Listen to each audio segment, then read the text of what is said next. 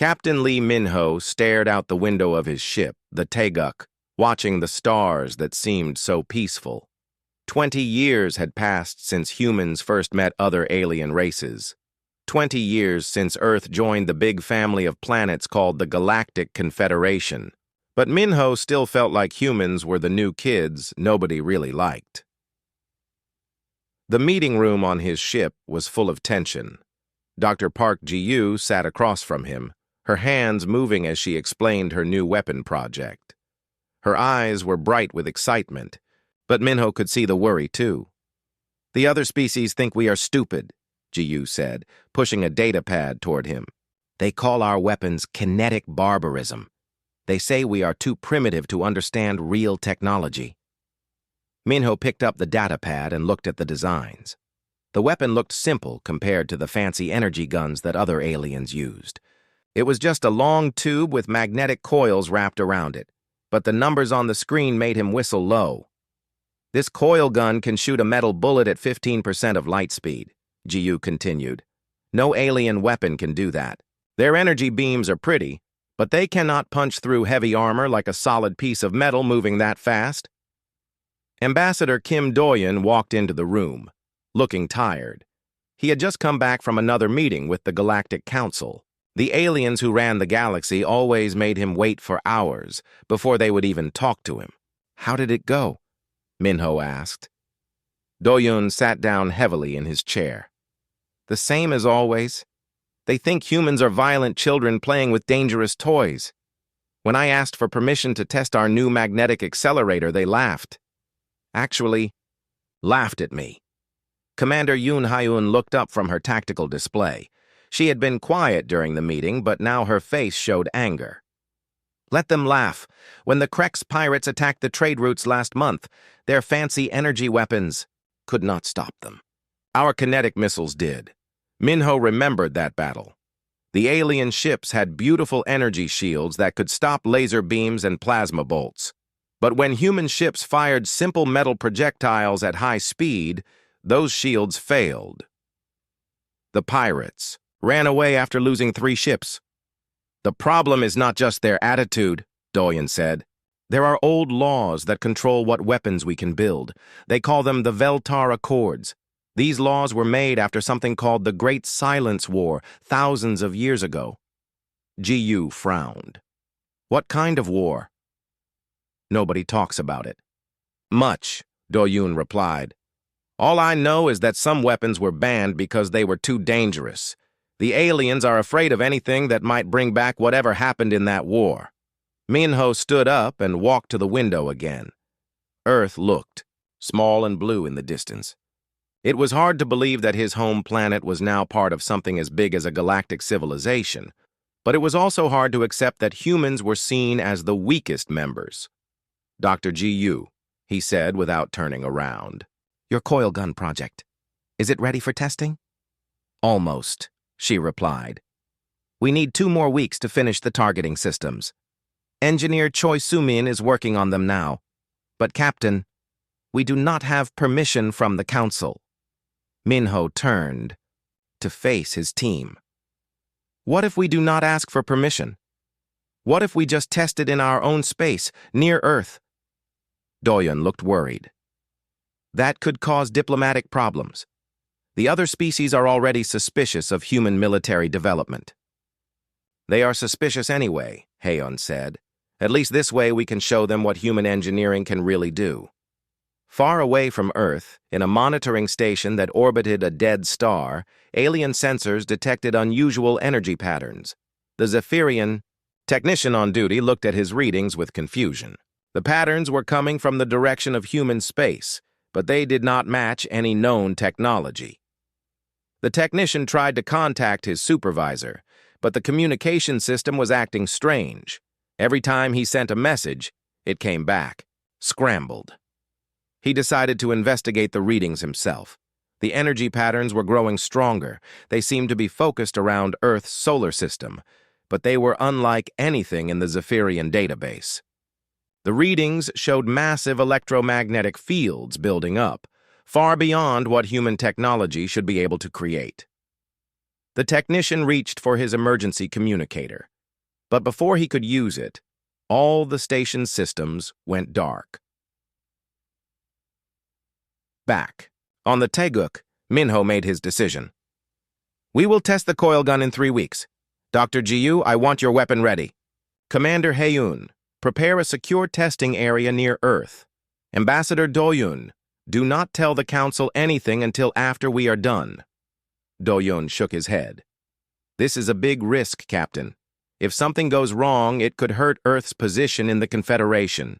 If we do nothing, our position will never get better, Minho replied. The aliens think we are primitive. Maybe it is time to show them that primitive can be powerful. As the meeting ended, none of them knew that their decision would change. Everything. In deep space, ancient systems that had been sleeping for millions of years were starting to wake up. The galaxy was about to learn that some technologies were banned for very good reasons. The Taeguk continued its orbit around Earth, carrying the hopes and fears of humanity. In 2 weeks, they would fire a weapon that would make the galaxy forget how to speak. Dr. Park Ji-yu floated in the zero gravity of the research station Sejong, watching her life's work take its final shape. The coil gun stretched along the entire length of the station, its magnetic coils gleaming under the bright work lights. Each coil was perfectly aligned, ready to push a tungsten carbide bullet faster than anything humans had ever built before. Final systems check complete, announced engineer Choi Suman from her control station. Her fingers moved quickly over the holographic displays, monitoring hundreds of different readings. All magnetic field generators are working perfectly. Targeting system is locked onto the test asteroid. The asteroid they had chosen was small and far from any shipping lanes. It was just a rock floating in space, but in 30 minutes it would be gone forever. Admiral Ryu Tae-hyun watched from the observation deck of his flagship, the Seoul. He had commanded Earth's defense fleet for 10 years, but he had never seen a weapon test like this one. The energy readings from the Sejong were higher than anything in their databases. Dr. Ji-yu, the Admiral spoke into his communicator. Are you certain this weapon is safe to fire? Ji-yu's voice came back steady and confident. Yes, sir. We have run the calculations 1,000 times. The bullet will hit the asteroid and destroy it. Nothing more. But Ji-yu felt a small worry in her stomach. During the last computer simulation, something strange had happened. For just a moment, the numbers had shown impossible readings. When she checked the simulation again, everything looked normal. She decided it was just a computer error. Tech Sergeant Kang Minji sat at the weapons control station, her hand hovering over the firing button.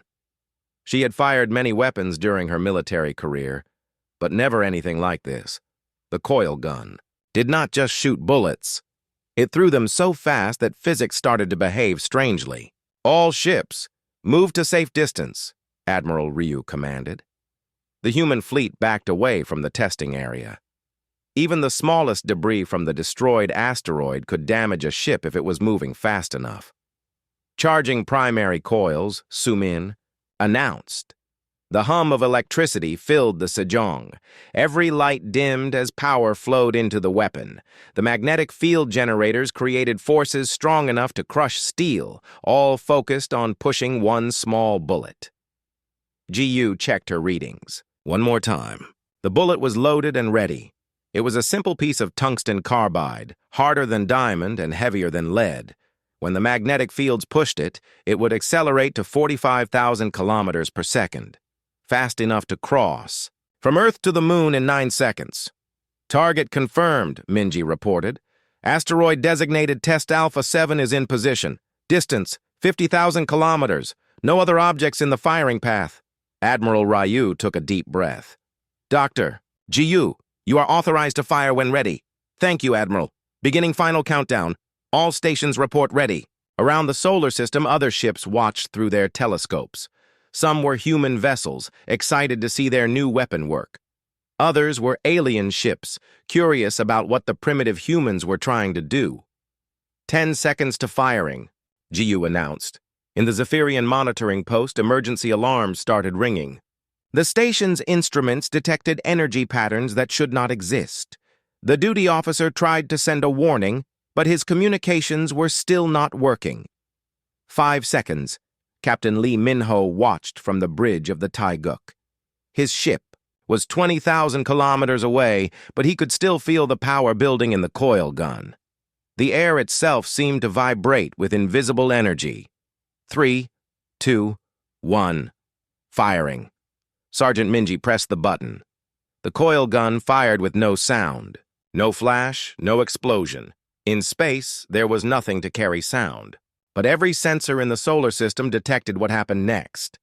The tungsten carbide bullet left the Coilgun at exactly 15% of light speed.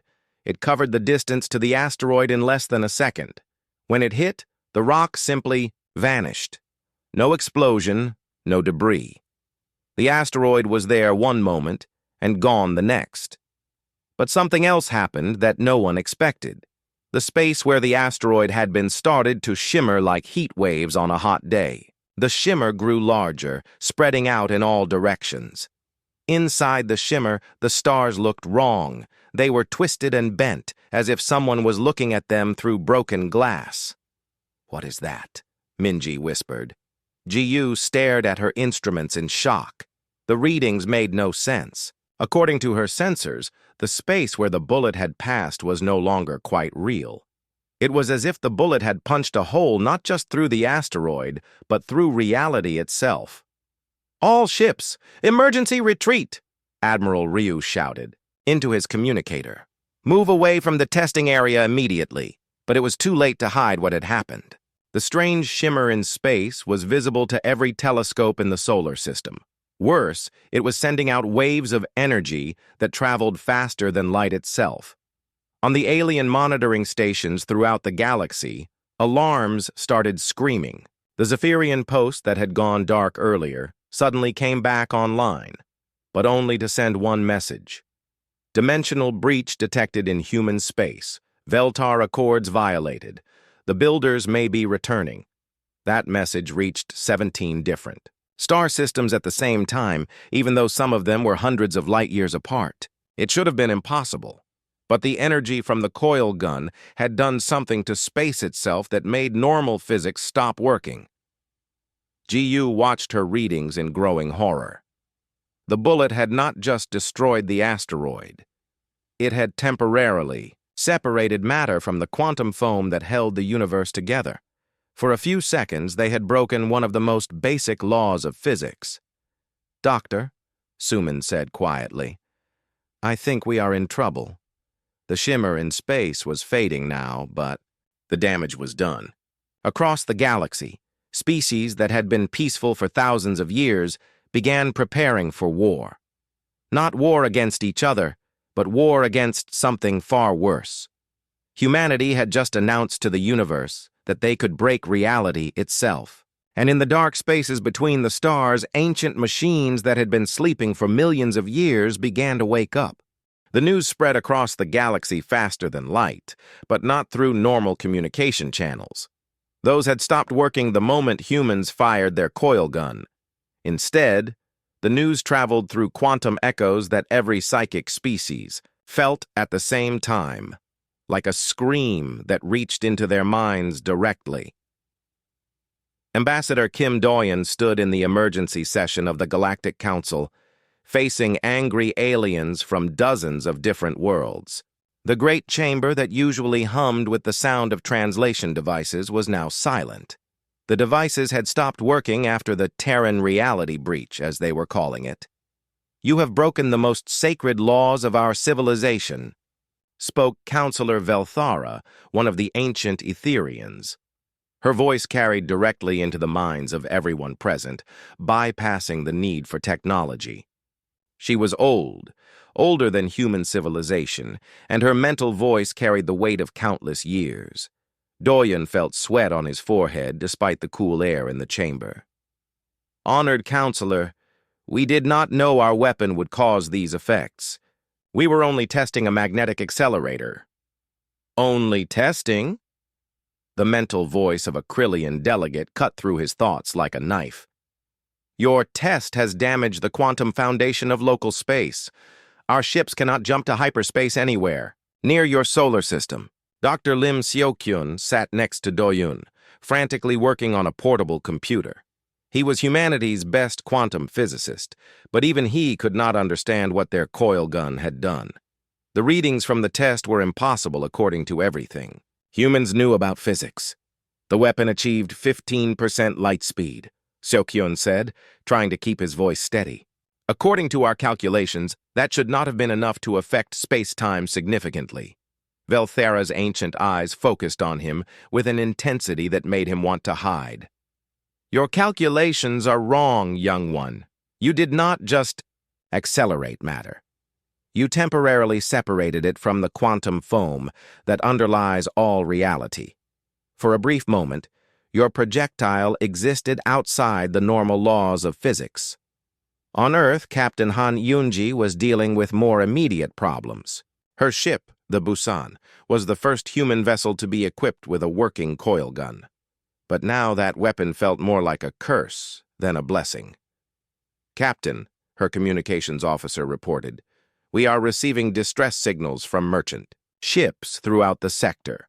They say their navigation systems are failing. Yunji looked at the tactical display. Red warning icons were appearing all over human space. Ships that had been traveling safely for years were suddenly lost, their instruments unable to tell them where they were. The quantum effects from our test are spreading, reported her science officer. Whatever we did to space-time, it is not healing properly.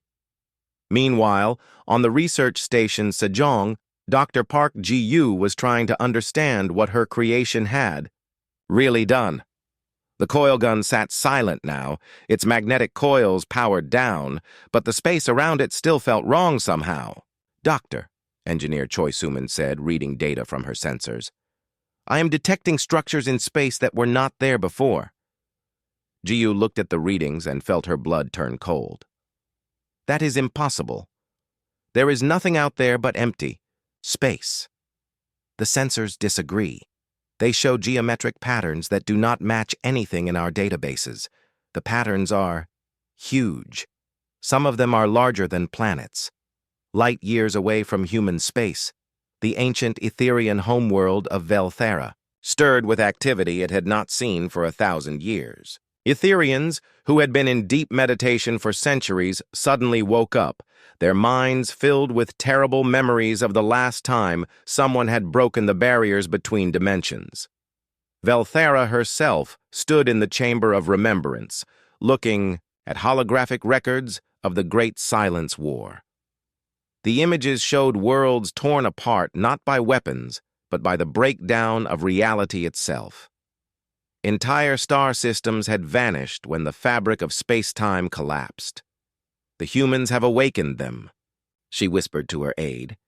The builders know that someone has learned to affect quantum structure again.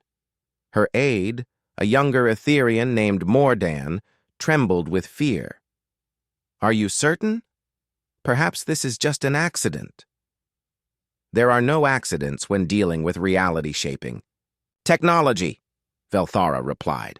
The builders left monitoring systems throughout the galaxy. When those systems detect species that can bend the laws of physics, they activate. Back in the Galactic Council chamber, the situation was getting worse by the hour. More species were reporting system failures. Trade routes that had been safe for millennia were now dangerous as ships lost their ability to navigate accurately. We demand that Earth surrender all weapons capable of affecting space-time, announced the representative from the hegemony of Tsar. If you do not, we will consider it an act of war against the entire galaxy. Doyen felt the weight of his entire species' future on his shoulders. We cannot surrender weapons we do not understand. Give us time to study what happened. Let our scientists work with yours to find a solution. Time? The Tsar representative's anger was visible even through the alien translation. Every hour that passes, the damage spreads. Soon, entire sectors will be cut off from galactic civilization. Dr. Seokyun looked up from his computer with a pale face. Ambassador, I have been analyzing the quantum resonance patterns from our test. The effects are not random. They are following specific geometric patterns, as if something is guiding them. Velthara's mental voice cut through all other conversation. Show me these patterns. Seokyun projected his data onto the chamber's main display. The patterns looked like complex mathematical equations written in three-dimensional space. They were beautiful and terrifying at the same time. By the ancient. Light, Velthara whispered. These are builder navigation markers. They are preparing to return to our dimension. The chamber fell silent as the full meaning of her words sank in. The builders were the species that had originally created the Veltar Accords. They had transcended physical reality millions of years ago, leaving behind only their monitoring systems and their laws. What do the builders want? Doyen asked. Velthara's ancient mind touched his, filling him with images of the last time the builders had returned. Worlds burned not with fire, but with pure mathematics. Entire civilizations were elevated beyond physical existence, whether they wanted to be or not. They want to maintain the universal order, she replied. Any species that learns to affect reality is either eliminated as a threat or forced to evolve beyond physical existence. There is no middle ground. As the council session continued, more reports came in from across the galaxy. Strange geometric structures were appearing near inhabited worlds. Ships that got too close to these structures simply vanished, their crews elevated to a higher dimension of existence. Humanity had fired one shot with their Coilgun, and now the entire galaxy was facing the return of beings that could rewrite the laws of physics at will. The question was no longer whether humans were too primitive for galactic civilization. The question was whether any of them would survive what was coming next. The truth came from the deepest archives of the Etherian homeworld, where Counselor Velthara led a team of researchers through memory crystals that had not been accessed for millions of years. The crystalline structures held the complete history of the galaxy, including records that most species had forgotten or chosen to ignore. Dr. Nam Hyun-woo, Earth's xenoarchaeologist, stood beside the ancient alien scholars as they activated the memory crystals. The human scientist felt small and young in the presence of beings who remembered when his entire solar system was just a cloud of dust. The builders were not originally from our dimension, Velthara explained as the crystals began to glow. They were a species much like yours, humans. They used physical technology, kinetic weapons, and brute force solutions to problems. The crystals projected holographic images that filled the chamber. The images showed beings that looked surprisingly familiar, bipedal, curious, and aggressive in their approach to science. What happened to them? Hyun-woo asked. They transcended, replied Mordan, Velthara's aide. But not by choice. They discovered how to affect the quantum foam that underlies reality. Each experiment pushed them further from physical existence until they could no longer exist in normal space-time. The images changed, showing the builders as they gradually lost their physical forms. First, they became energy beings, then pure mathematical concepts, and finally something beyond even that, conscious equations that existed in the spaces between. Dimensions. Before they transcended completely, they left behind monitoring systems, Velthara continued. These systems were designed to watch for other species that might discover reality-shaping technology. The Veltar Accords were not just peace treaties, they were warnings. On Earth, Colonel Im Jisoo was preparing humanity's defenses, though she was not sure what they were defending against. Her special forces teams were spread across the solar system, monitoring the strange geometric structures that had appeared after the Coilgun test. Colonel, reported Sergeant Major Lee Hyun-woo from his observation post near Jupiter, the structure here is growing. It was the size of a small moon yesterday. Now it is larger than Earth. Jisoo studied the tactical displays in her command. Center. The builder constructs were appearing faster now, and they were all moving toward inhabited worlds. Worse, Any ship that got too close to them simply vanished. Have we learned anything about what happens to the missing crews? She asked her intelligence officer. Negative, Colonel. The ships disappear completely. No debris, no energy signatures, nothing. It is as if they were never there. Captain Lee Min-ho commanded a small fleet of human ships that was approaching, one of the smaller builder constructs. His mission was to study these structures and find a way to fight them, but every sensor reading told him he was looking at something impossible. Captain, reported his science officer, the structure is not made of matter as we understand it. It appears to be constructed from mathematical equations that have somehow become solid. Min-ho stared at the thing through his ship's view screen.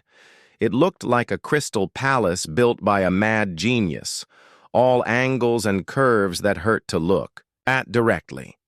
The structure seemed to exist in more than 3 dimensions, folding in on itself in ways that made his eyes water. Sir, his communications officer announced, we are receiving a transmission from the structure, but it is not coming through any of our normal channels. How is it being transmitted? Directly into our minds, sir. All crew members are receiving the same message simultaneously. The message came not as words, but as pure concept transmitted directly into their thoughts. Physical species detected. Reality affecting capability confirmed.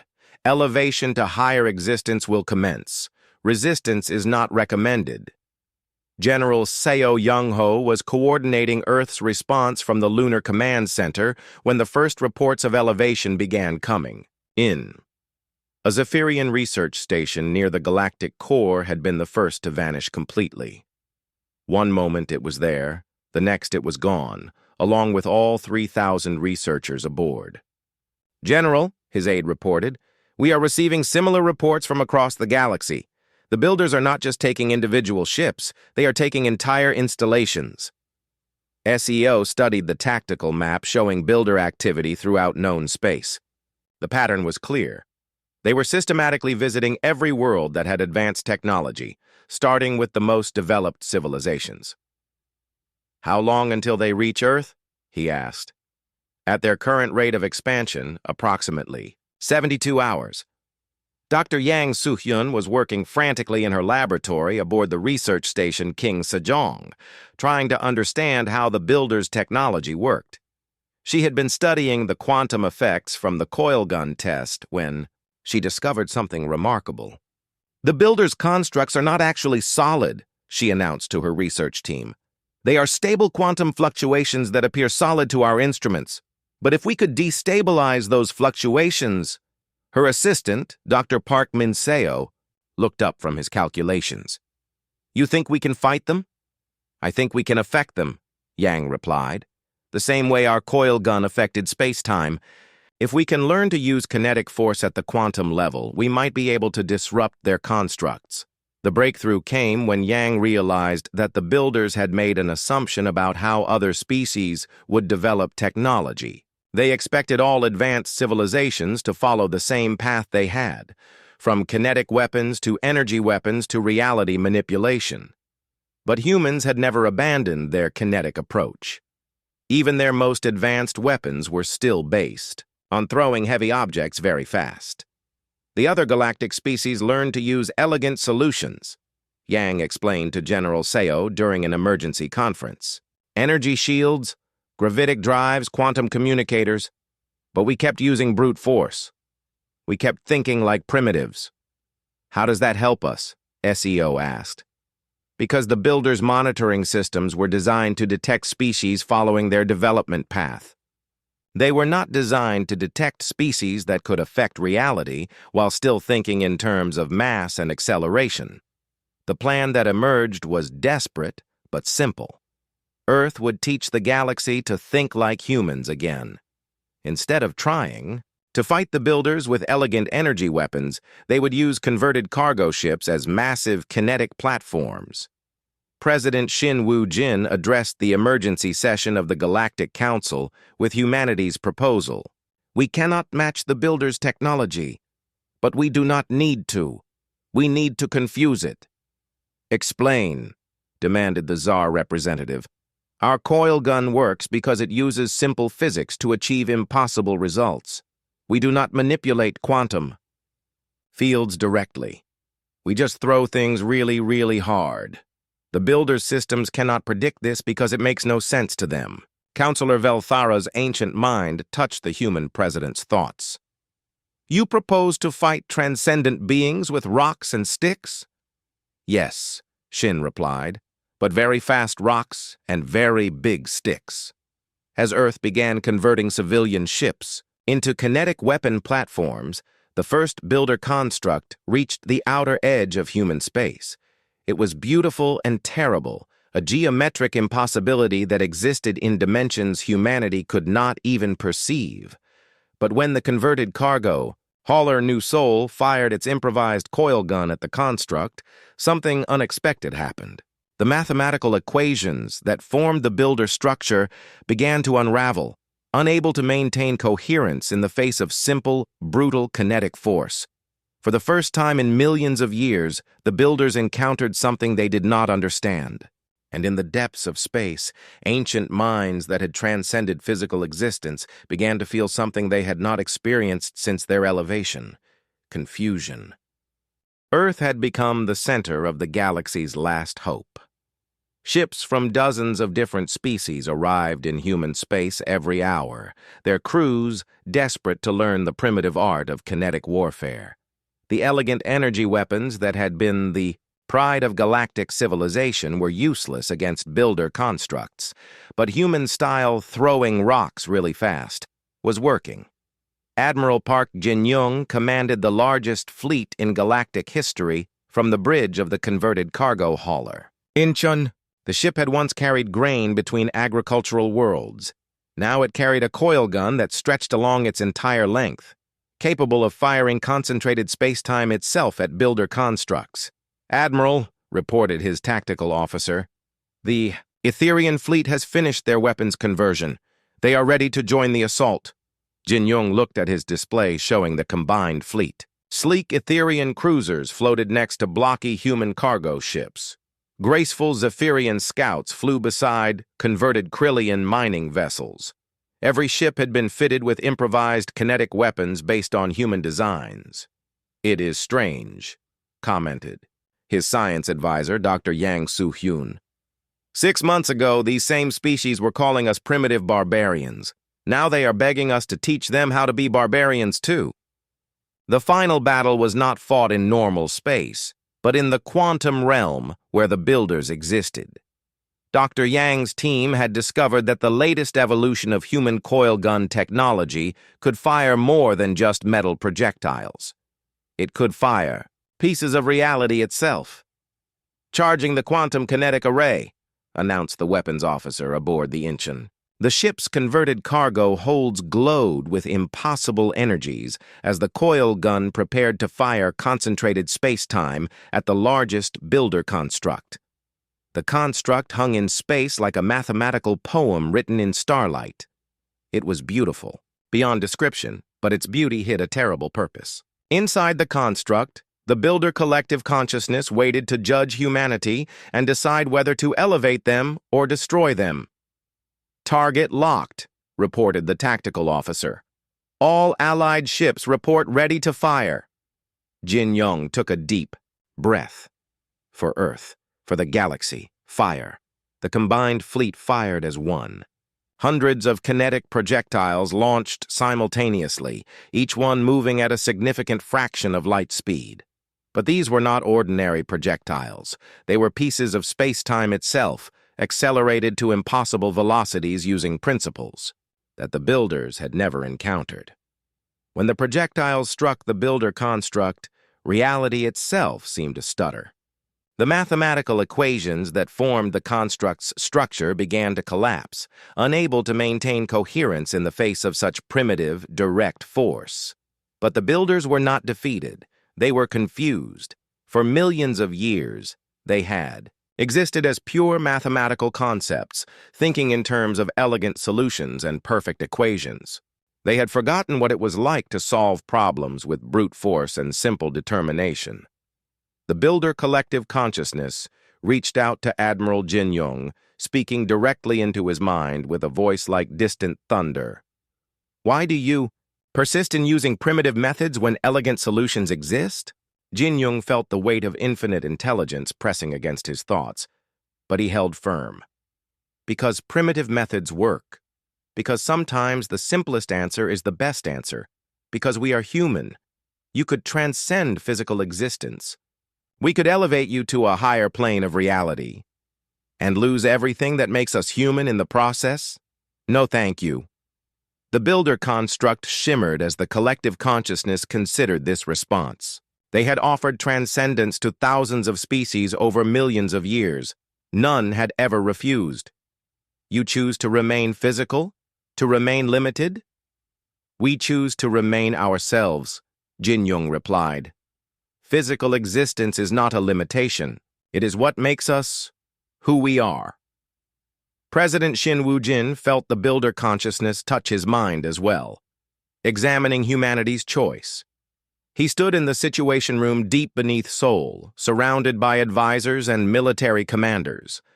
But he felt as if he was standing alone before cosmic judges. Your species is unusual, the builders admitted.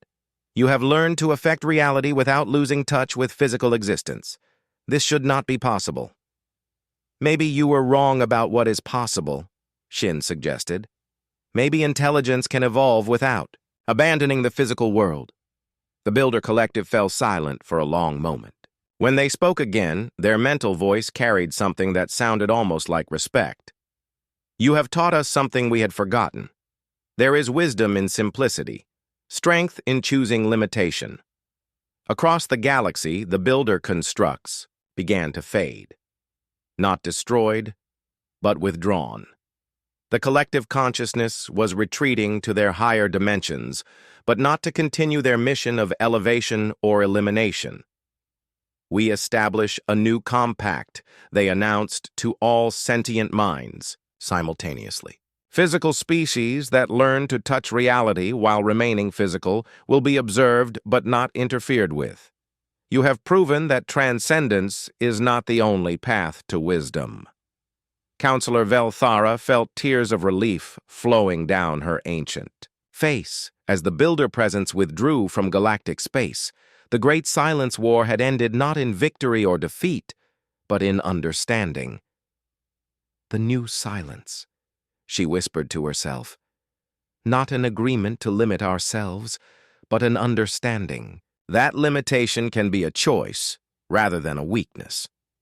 6 months later, Ambassador Kim Do-yoon stood before the reformed Galactic Council. The Great Chamber was filled with the sound of working translation devices again, but now there was a new addition. In the center of the chamber sat a simple metal sculpture, a tungsten carbide bullet mounted on a pedestal.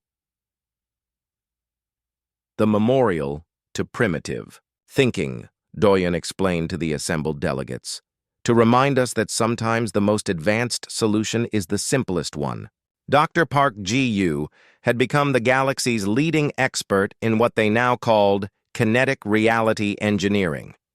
Her Coilgun designs were being studied and copied by species across the galaxy, but none of them could quite match the human approach.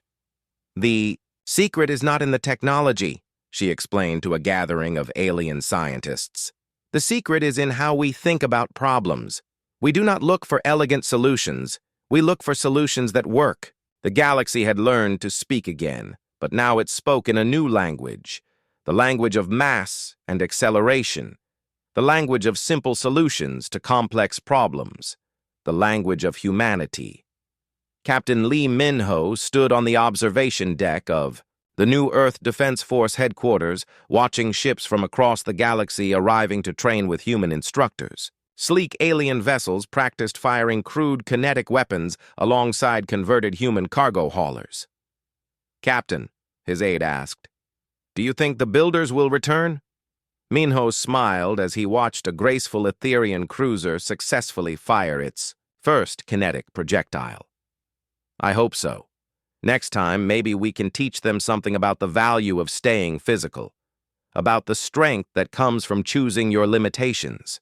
The galaxy had forgotten how to speak when humanity launched.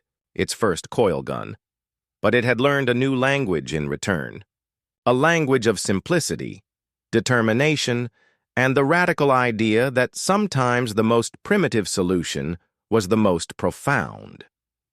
And in the deep spaces between dimensions, ancient minds that had transcended physical existence continued to watch and learn from the species that had chosen to remain wonderfully, stubbornly, brilliantly human.